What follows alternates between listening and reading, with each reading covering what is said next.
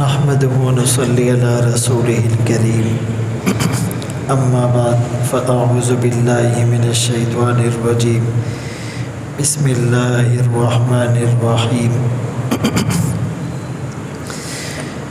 يرفع الله الذين آمنوا منكم والذين اوتوا العلم درجات صدق اللہ العظیم۔ قرآن کریم کی اس آیت میں اللہ فرما رہے ہیں کہ جو تم میں سے ایمان لے آیا اور جنہیں علم دیا گیا ان کے درجات کو اللہ بلند فرمائیں گے۔ ابن عبد البر نے امام اوزاعی رحمۃ اللہ علیہ سے نقل کیا ہے کہ العلم ما جاء عن اصحاب محمد صلی اللہ علیہ وسلم، کہ علم وہ ہے جو محمد عربی صلی اللہ علیہ وسلم کے صحابہ سے ہم تک پہنچا۔ قرآن کریم کی ایک آیت میں بھی صحابہ کے ایمان کو ہمارے لیے معیار بتلایا گیا۔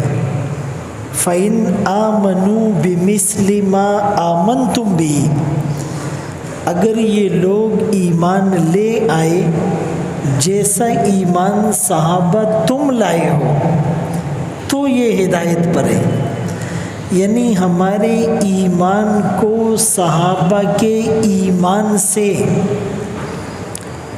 پرکھا جائے گا، ہمارے علم کو صحابہ کے علم کے ساتھ میچ کیا جائے گا۔ ہمارے لیے معیار صحابہ ہے، تو فرمائیں جو صحابہ کی طرف سے آئے وہ تو علم ہے، اور جو ان کی طرف سے نہ آئے وہ علم نہیں ہے۔ اسی طرح ایک موقع پر یوں فرمایا کہ جو تمہیں اصحاب رسول دے فخذ، اس کو لے لو۔ قرآن کی ایک آیت میں اللہ یوں فرماتے ہیں وَمَا آتَاكُمُ الرَّسُولُ فَخُذُوهُ، کہ جو تمہیں اللہ کے رسول دے وہ لے لو۔ وَمَا نَهَاكُمْ عَنْهُ فَانْتَهُوا، اور جس سے تمہیں روکے رک جاؤ۔ اسی طرح آقا نے ڈائریکٹ کچھ کہا، ہم نے ڈائریکٹ اس کو نہیں سنا، ہمیں صحابہ بتائیں گے کہ اللہ کے رسول نے یہ فرمایا ہے، یعنی اللہ نے وحی بھیجی آقا پر، لیکن جبرائیل امین کے ذریعے سے۔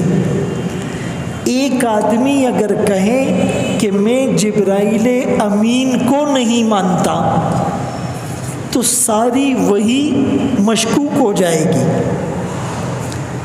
اسی طرح اللہ کے رسول کی تعلیمات اور فرامین ہم تک پہنچے صحابہ سے، جو صحابہ کے کردار کو مشکوک بنائے گا تو گویا کہ دین کی عمارت خطرے میں پڑ جائے گی۔ اسی لیے فرمایا اللہ کے رسول کے جو صحابہ تھے وہ جو تمہیں دے ان کا جو طریقہ ہو اس کو لو۔ اور اللہ کے رسول کے جو صحابہ تھے تو فرمایا کہ یہودیوں میں 72 فرقے بنے تھے، اور میری امت میں آقا فرماتے ہیں 73 فرقے بنیں گے، ایک فرقہ زیادہ ہوگا۔ تو صحابہ نے پوچھا کہ پھر اس میں نجات والا فرقہ کون سا ہوگا؟ فرمایا ما انا علیہ و اصحابی، جس پر میں اور میرے صحابہ ہوں۔ آقا نے اپنے ساتھ اپنے صحابہ کو جوڑا، آقا نے فرمایا ایک زمانہ آئے گا کہ ایک آدمی اپنے تکیے پر ٹیک لگائے ہوئے ہوگا، اس کے سامنے آقا کی بات پیش کی جائے گی، حدیث پیش کی جائے گی، وہ کہے گا جی ہم تو اسی کی اتباع کریں گے جو اللہ کی کتاب میں موجود ہو، گویا کہ وہ حدیث کا انکار کرے گا۔ اسی طرح حضرت علی رضی اللہ تعالیٰ عنہ خطبہ دے رہے ہیں، آپ نے اللہ کے رسول کی حدیث پیش کی تو ایک شخص کھڑا ہو گیا اور کونے سے اس نے آواز لگائی حسبنا کتاب اللہ، ہمارے لیے اللہ کی کتاب کافی ہے۔ اب بظاہر یہ اچھا جملہ ہے کہ ہمارے لیے اللہ کافی ہے، اللہ کی کتاب کافی ہے، لیکن حضرت علی رضی اللہ تعالیٰ عنہ اس کی شرارت کو اور اس کے خوب سے باطن کو سمجھ گئے۔ فرمایا کلمۃ حق ارید بہا الباطل، یہ جملہ تو ٹھیک ہے، اس کی نیت ٹھیک نہیں ہے، اس کی نیت یہ کہ جی قرآن تو مانیں گے حدیث نہیں مانیں گے۔ تو بہرحال اللہ کی بات آقا تک پہنچی جبرائیل امین کے ذریعے سے، اسی لیے جبرائیل امین کو اللہ نے امانت دار کہا، نزل بہ الروح الامین، وہ فرشتوں کا سردار ہے، وہ امانت دار ہیں۔ انہ لقول رسول کریم، اور آقا کی بات ہم تک پہنچی صحابہ کے ذریعے سے۔ اب آقا کی بہت سی تعلیمات ہیں، آج کچھ وہ باتیں عرض کروں گا کہ جنہیں اللہ کے رسول نے بہترین کہا۔ خیر الناس من ہم، لوگوں میں سب سے بہتر کون ہے؟ آقا نے فرمایا من تعلم القرآن وعلمہ، تم میں سب سے بہتر وہ ہیں جو قرآن سیکھے اور دوسروں کو سکھلائے، یہ سب سے بہترین ہے۔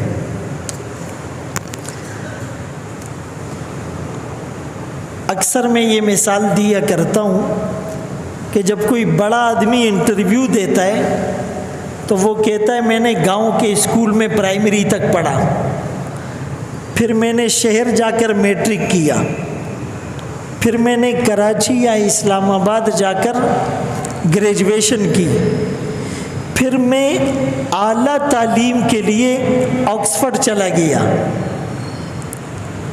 کسی باہر ملک یونیورسٹی میں چلا گیا۔ حالانکہ اعلیٰ تعلیم وہ ہے یا یہ ہے؟ اعلیٰ تعلیم تو قرآن کی ہے، حدیث کی ہے، فقہ کی ہے، لہٰذا جس کا بچہ قرآن پڑھ رہا ہو وہ یوں کہیں کہ میرا بچہ اعلیٰ تعلیم حاصل کر رہا ہے۔ تو فرمائے سب سے بہتر وہ ہیں جو قرآن سیکھیں اور دوسروں کو سکھلائیں۔ دوسرے نمبر پر خیارکم، سب سے بہتر وہ ہیں احاسنکم اخلاقا، جس کے اخلاق اچھے ہوں۔ رسول اللہ صلی اللہ علیہ وسلم اخلاق کے اوپر زور دیتے رہے، یہ نہیں فرمایا کہ سب سے اچھا وہ ہے جو زیادہ پیسے کمائے، سب سے اچھا وہ ہے جس کی اولاد زیادہ ہو، سب سے اچھا وہ ہے جس کی زمینیں زیادہ ہو، سب سے اچھا وہ ہے جس کے پاس ڈگریاں زیادہ ہو، سب سے اچھا وہ ہے کہ جس کے نوکر زیادہ ہو، سب سے اچھا وہ ہے کہ جس نے حج زیادہ کیے ہو، سب سے اچھا وہ ہے جس نے نفلی روزے زیادہ رکھے ہو، سب سے اچھا وہ ہے جو کروڑوں کی زکوٰۃ دیتا ہو، سب سے اچھا وہ ہے جس نے بہت مسجدیں بنائی ہو، نہیں، سب سے بہتر وہ ہے احاسنکم اخلاقا، جس کے اخلاق اچھے ہو۔ ایک ہوتا ہے اچھی بات کرنا اور ایک ہوتا ہے کہ بات تو اچھی کرو لیکن پیشانی پر شکنے لے آؤ۔ تو فرمایا کہ وَلَا تُصَعِّرْ خَدَّكَ لِلنَّاسِ، لوگوں سے ملتے وقت اپنی پیشانی پر شکنے بھی نمودار نہ کرو، مسکراتے چہرے کے ساتھ ملو۔ ان من الصدقہ ان تلقى اخاک بوجہ طلیق، صدقے میں سے یہ ہے کہ اپنے مسلمان بھائی سے مسکراتے چہرے کے ساتھ، خندہ پیشانی کے ساتھ آپ ملیں۔ تیسری بات فرمایا سب سے بہتر وہ ہے احسنکم قضاء، جو فیصلہ اچھا کرے۔ ایک طرف رشتہ دار ہے اور دوسری طرف کوئی عام آدمی ہے، اب رشتہ دار غلط ہے لیکن یہ اس کی سائڈ لے رہا ہے، ایک طرف باپ ہے اور دوسری طرف پڑوسی ہے، باپ غلط ہے لیکن یہ باپ کی سائڈ لے رہا ہے۔ دو آدمیوں کا فیصلہ اس کے پاس آیا، ایک سے اس کی نہیں لگتی تھی، انبن تھی، اب جان بوجھ کر اس کے خلاف فیصلہ کیا۔ ایک آدمی تمہارے پاس آیا، اس کی بات سنی، دوسرے کی بات سنے بغیر فیصلہ کر دیا، یہ سب غلط ہے۔ فرمایا دونوں فریقین کی بات کو سنا جائے۔ اگر ایک آدمی آپ کے پاس آئے اور وہ کہے کہ میری آنکھ فلاں نے پھوڑ دی، ضائع کر دی، آپ اس کی بات پر یقین نہ کریں، ہو سکتا ہے اس نے اس کی دونوں آنکھیں ضائع کر دی ہو۔ تو اچھا فیصلہ کرنے والا جو انصاف کا فیصلہ کرے، باپ غلط ہے اس کو بتائے آپ غلط ہو۔ وَلَا يَجْرِمَنَّكُمْ شَنَآنُ قَوْمٍ عَلَىٰ أَلَّا تَعْدِلُوا، تمہیں کسی قوم کی دشمنی اس بات پر مجبور نہ کرے کہ تم اس کے خلاف فیصلہ دو۔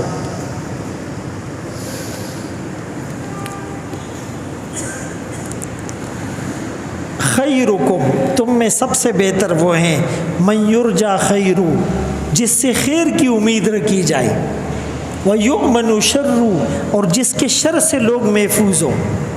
بھائی بعض آدمی ہوتا ہے وہ خیر کی چابی ہوتا ہے، جہاں جاتا ہے خیریں پھیلتی ہے، اور بعض آدمی شر کی چابی ہوتا ہے، جہاں جاتا ہے جھگڑا فساد شروع کر دیتا ہے۔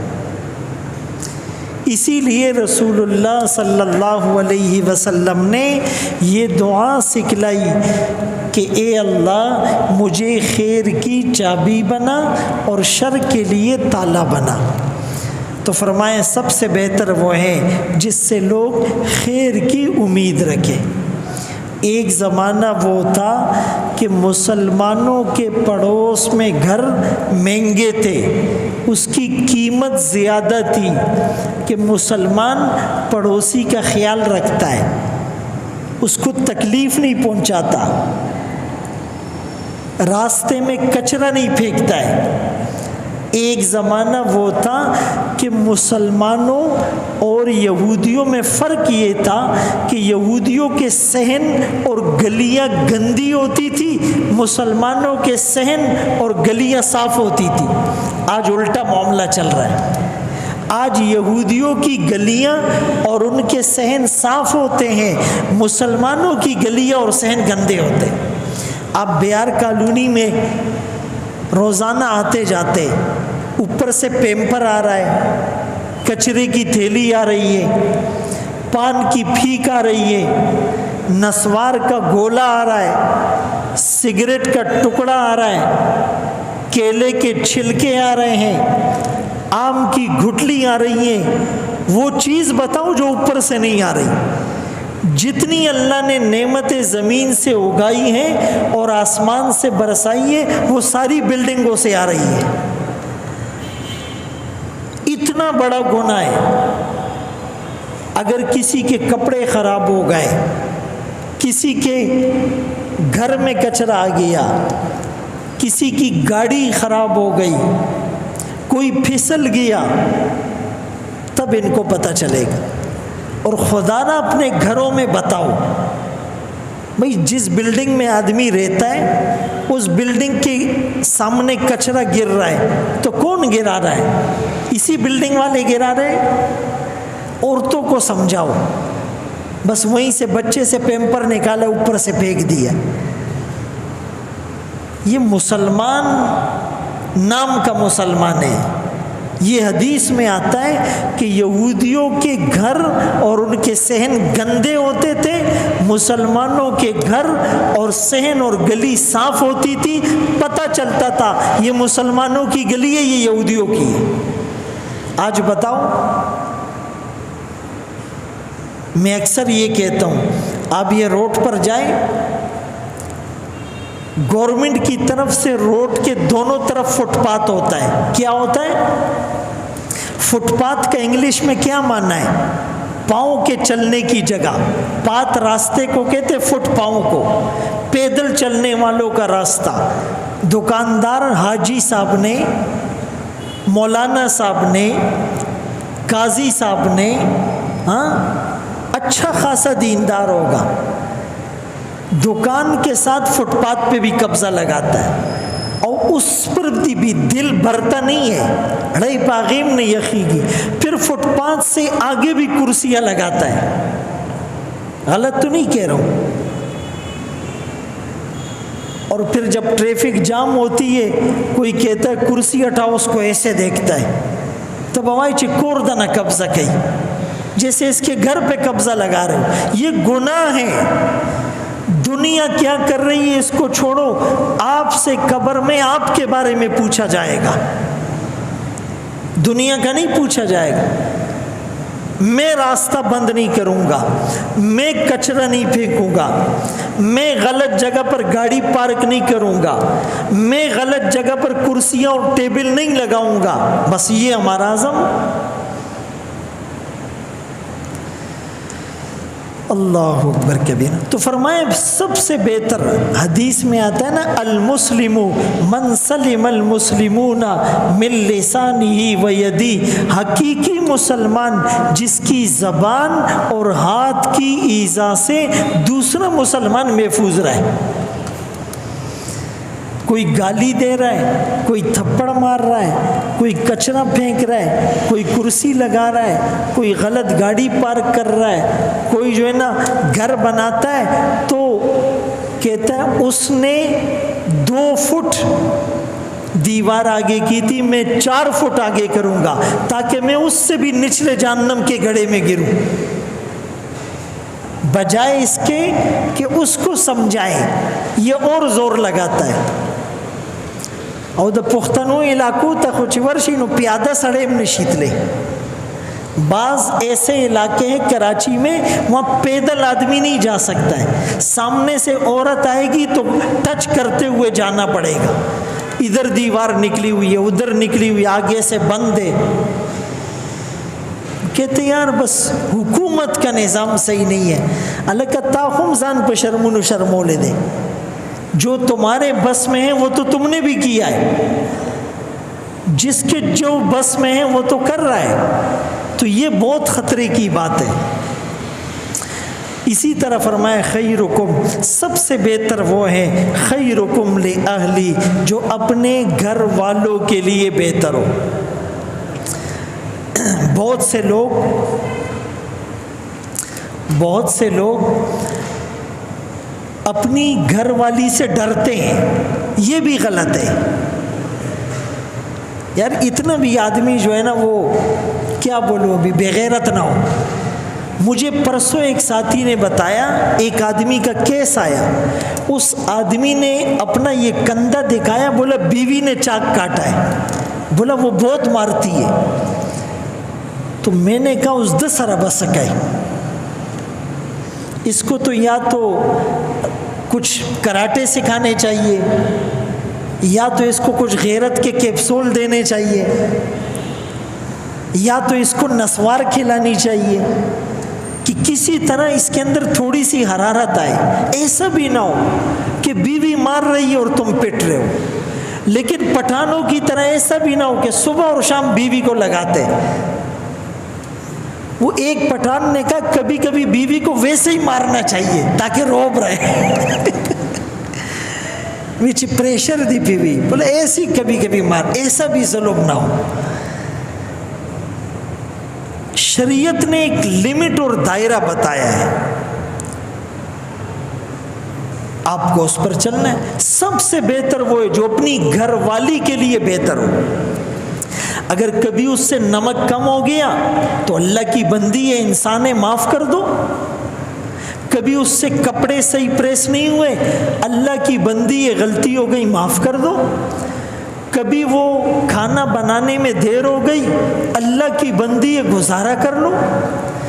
کبھی اس کی طبیعت ٹھیک نہیں ہے، بازار سے کھانا لے آؤ.